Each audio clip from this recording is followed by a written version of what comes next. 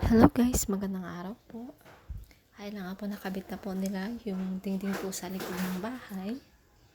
Bali yan po ay si Papa at si Tito. Sila po yung gumagawa ng bahay po.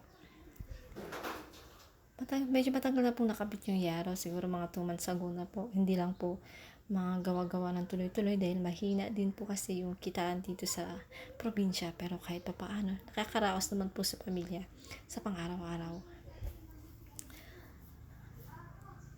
Bali nga po, ayan si Papa. Tumutulong din po si Papa sa umaga nga lang po kasi mga around 3 ng hapon, umaalis din po kasi siya. Naglalaot sa gabi.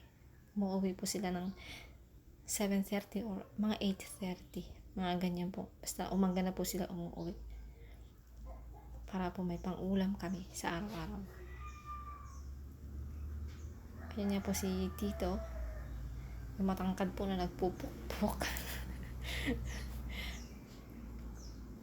Bali, bunso ata yun nila, Tito Sandra, si Tito Edgar. Siya pong nagpursige na tumulong sa amin sa paggagawa ng bahay. Kahit na halos wala pa talaga akong naipapasahod. As in talagang wala pa kasi nga kapos din pa talaga kami sa budget. Tamang-tama lang po pambili ko ng materyales yung naisasahod ng asawa ko. Kaya maraming salamat talaga sa kay Tito Edgar sa pagtulong po sa amin. Thank you. Ayun lamang po, Thank you for watching.